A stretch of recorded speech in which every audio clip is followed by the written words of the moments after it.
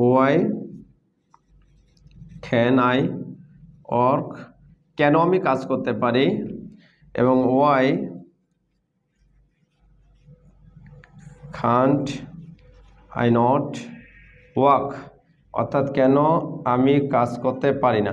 আমরা এভাবে শিখে নিব একটু প্র্যাকটিস। সো ফ্রেন্ডস, আমরা প্র্যাকটিস করবো। ক্যানের ব্যবহার শিখলাম যে ক্যান কোনো কিছু করতে পারা, এই ধরনের যদি বোঝাই তাহলে সেটাকে আমরা ক্যান ব্যবহার করব। যেমন আই ক্যান স্পিক ইংলিশ, আমি ইংলিশে কথা বলতে পারি। I can do the work, আমি কাজ করতে পারি। ওকে, আই ক্যান সোয়াইম, আমি সাঁতার কাটতে পারি। আই ক্যান ওয়ার্ক, আমি কাজ করতে পারি।